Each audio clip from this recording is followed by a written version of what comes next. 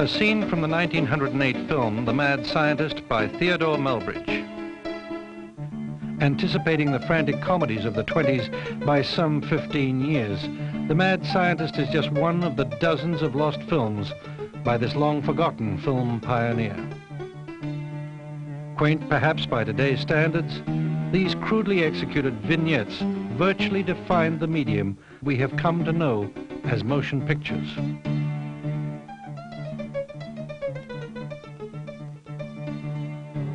Join us as we embark upon an extraordinary voyage of discovery to the dawn of cinema and examine the life and exploits of Theodore Melbridge, the silent genius.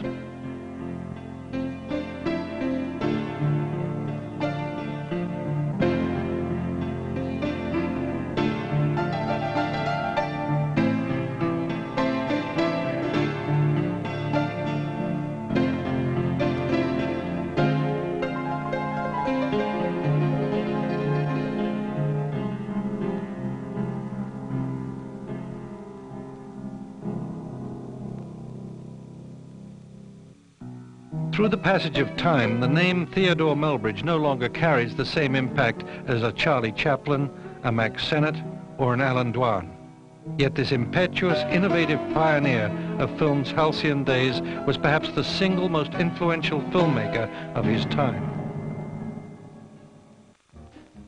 America in the first decade of the 20th century was undergoing an industrial renaissance, the United States having taken a prominent position as a growing and prosperous nation. Theodore Roosevelt is president, and the charismatic leader inspires the nation to awaken to the new century. With prosperity comes the freedom of invention. Expositions and world fairs compete for the public's attention with ever more startling visions of the future. Crowds flock to witness each new marvel of technology, yet the exhibit with the longest line is invariably that wonder from the East, the motion picture.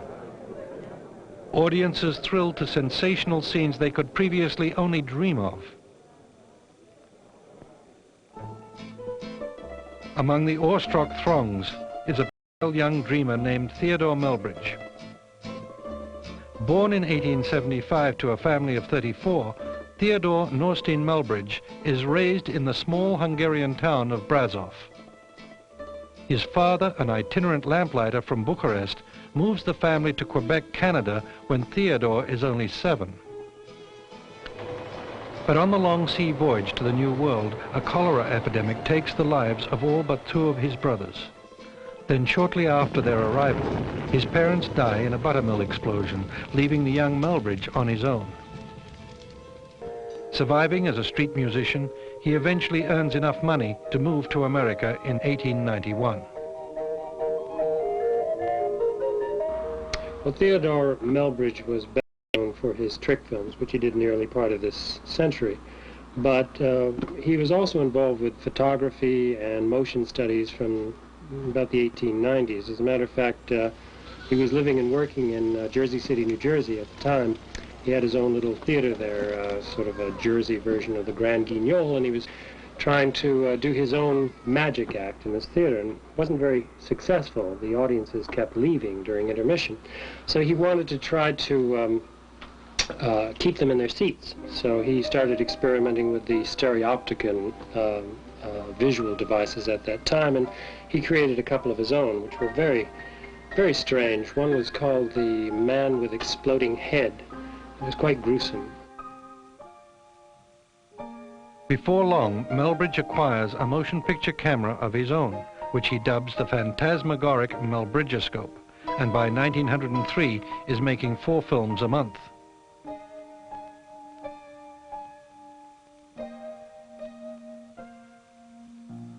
Melbridge is quick to realize the magical potential of film, and at first concentrates on ever more elaborate special effects.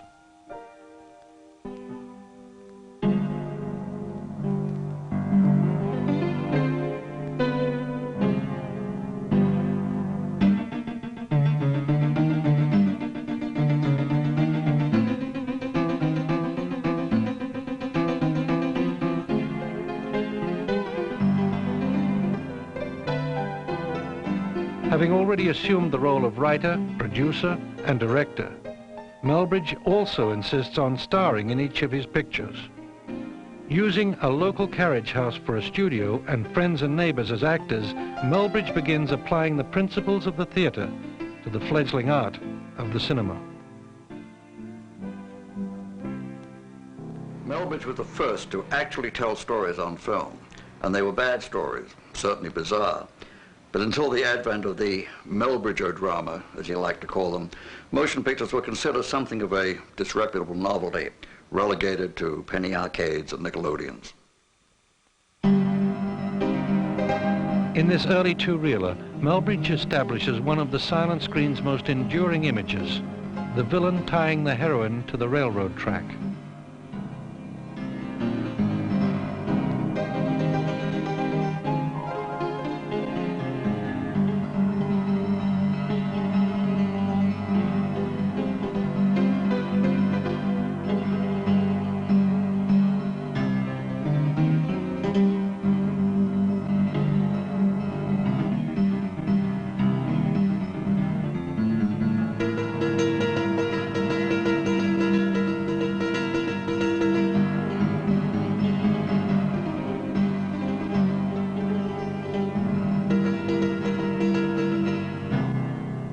Audiences at the time were still fairly unsophisticated about the nature of film, but no one believed that for a minute.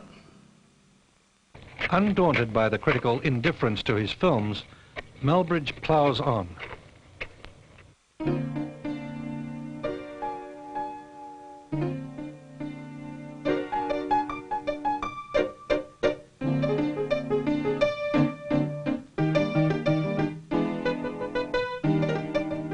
The first film of Melbridge's to attract our attention is The Man with the Largest Brain. It was based on the freak shows at the time, which were the popular entertainment at the time. You saw them in country fairs, that kind of thing. Melbridge played the lead, of course, as he often did. He developed a great many special effects, which, people give credit to a lot of other people for developing. But actually, he did the first ones. Double exposure, disembodiment, all that kind of thing.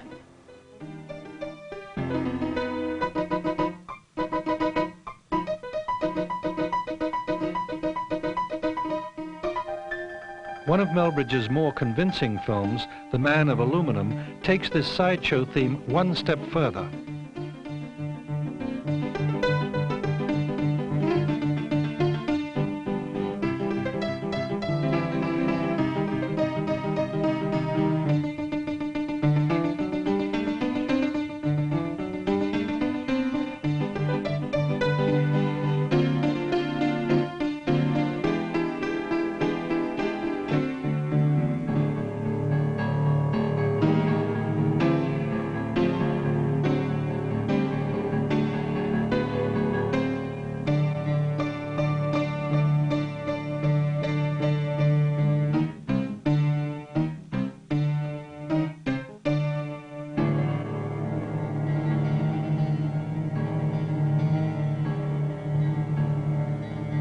As usual, Melbridge doesn't know how to resolve his story continuity, so he ends with some stupid gag. Melbridge was before everybody. I mean, he was before D.W. Griffith, before Chaplin, Buster Keaton, Cecil B., everybody. And he had nothing to work with except his imagination. There was no film industry. There were no film labs, no camera stores. He had to do everything from the lighting to the developing himself. This unfortunately led to a kind of demagoguery on Melbridge's part and was one of the reasons for the generally poor quality of his films. You see, unlike Edison or the Lumiere brothers, who had a certain technical expertise, Melbridge's only experience was in the theater, and yet he insisted on using cameras of his own design. One of his most ambitious cameras is so large, the operator has to climb inside it in order to crank the film, his legs protruding through holes cut in the bottom. Once inside, the operator has only a pinhole through which to see, receiving directions from Melbridge via a long tube dubbed the communications bellows. The device seems to be a brilliant way to give the camera greater mobility, and indeed coins the term cameraman. But the operator can hardly tell the actors from the crew, much less compose a shot, and every time he gets in or out, the film is exposed to light. But for all his inventive perseverance, by 1910, Melbridge is on the verge of financial collapse. Refusing to give in, he decides to gamble the last of his money on a self-proclaimed epic of Eastern passions.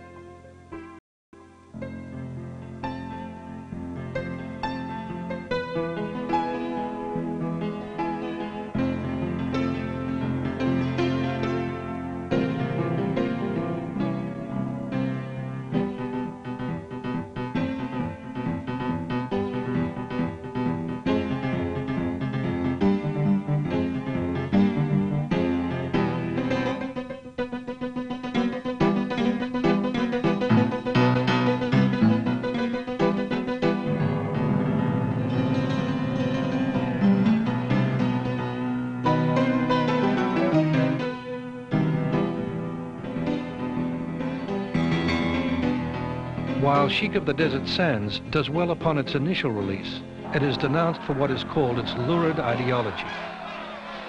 For the next 5 years, Melbridge is the target of a relentless morals campaign. Copies of his films are burned in public spectacles, and it appears his career is all but over. Then, on the eve of America's involvement in World War I, Melbridge's fortunes change. Melbridge became wildly popular in Romania, and there he was sought out by a Count Drakov, who wanted to be his manager. Now, Drakov was a terrible manager. Being a count, he'd never had to earn his own living, but he was absolutely fascinated with Melbridge.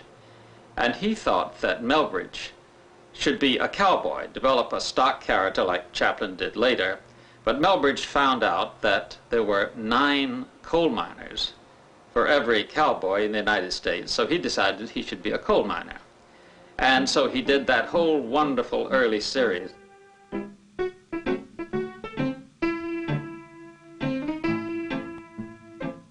As Kid Cole, Melbridge returns to the screen in a series of routine but good-natured comedies. A surprisingly bland character for Melbridge, Kid Cole appears to be catering to the most conservative of theater audiences. Coal from Hell was the first one.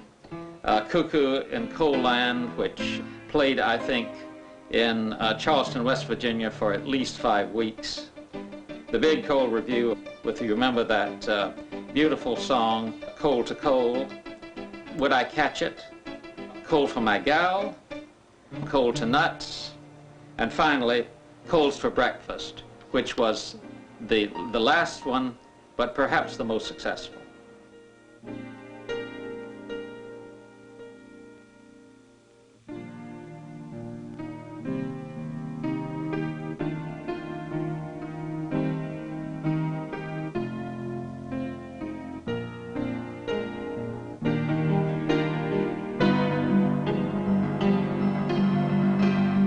Thanks to Kid Cole's moderate success, Melbridge is once again on the verge of becoming a footnote in history. Ecstatic, he marries Marion Mitchell, his leading lady. he had my mother in his films, three of his films, and she was a terrible actress. So in order to get rid of her, he just married her. And this is how he started playing in his films. I remember the day he filmed The Great Coal Rush. He came home. I think he was a little bit drunk, not much. He started to play with his gun, one of his guns. He said there were only a few bullets in it, and started to chase me around the house, was yelling, "Burkush, Burkush, Burkush." He really had the most wonderful sense of humor.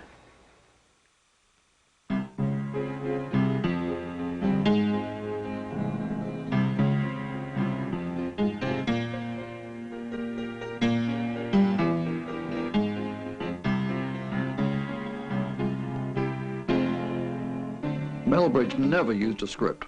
Apart from a general scenario, usually constructed around what props or costumes were available, everything was improvised. Once the camera was loaded and ready to roll, he'd simply gather the cast and crew together and hope something clever would happen. It might have worked if they'd all spoken English, but Melbridge, himself an immigrant, insisted on hiring newly arrived refugees from Europe, and the results, as you can see in the films, was a sort of benign chaos.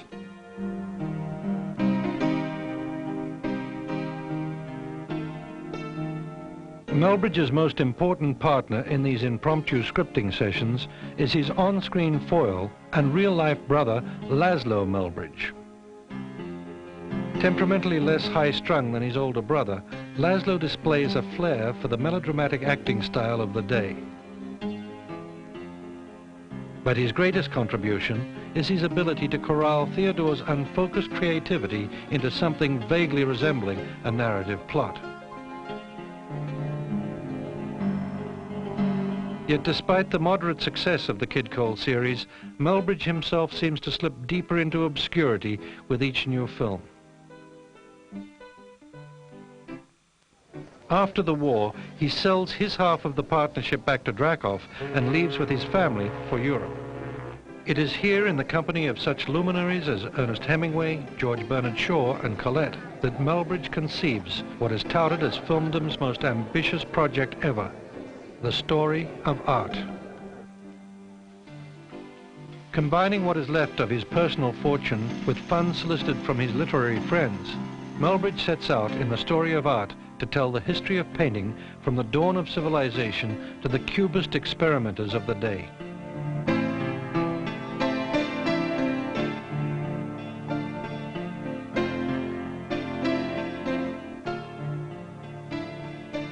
Alas, this scene detailing the fall of the lost city of Atlantis is all that remains. Melbridge, insisting on opening the picture with the most spectacular sequence ever filmed, squanders the entire budget on recreating the deluge in full scale. Production is stopped almost as quickly as it began. My father knew absolutely nothing of art, but he had that vision. Oh, all that money, the work, all those people dead. Bowed but unbeaten by the failure of the story of art, Melbridge turns his creative energies in a new direction, film animation. Now every school child knows how to make a flip book in the corner of their school books. This one happens to be by Oscar Fischinger. But Melbridge was the first to use flip books in film. Now I happen to have the only existing flip book by Theodore Melbridge. It's called The Walking Man.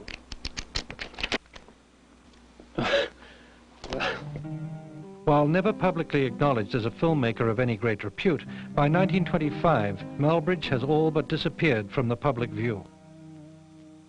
After the death of his wife in a molasses tank disaster, he leaves his daughter with a troupe of vaudevillians and moves back to his native Hungary, never to step in front of the camera again.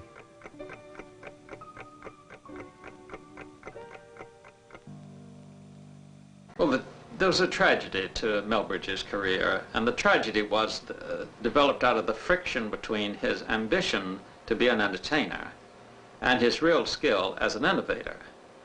And that developed a certain kind of friction, which produced some very interesting films, though not all successful ones. Since his death in 1935, Melbridge's films have changed hands with an almost neurotic frequency, each successive owner treating them with sustained carelessness and disregard. Today, only a handful survive, most of which are the property of this man, Mr. Rick Morano. We asked Mr. Morano what insights he had on Melbridge, the auteur. Hey, how the hell should I know? Morano has created something of a controversy within the Melbridge community by re-editing the films and adding pre-recorded soundtracks. You just look into the bar here. I think, look at this little man. I think I'll here, take that, okay? Give me that baseball bat. Give it to me. Yeah, take it.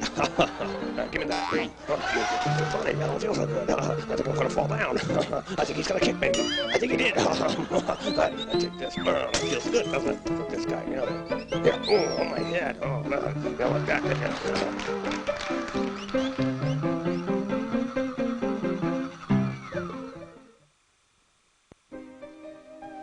Theodore Melbridge, actor, filmmaker, visionary. In the course of making this documentary, a previously unknown Melbridge film was discovered during the renovations of his last residence. This animation demonstrates Melbridge's emerging ability as an artist. These last glimmering moments serve as a clue as to what might have been.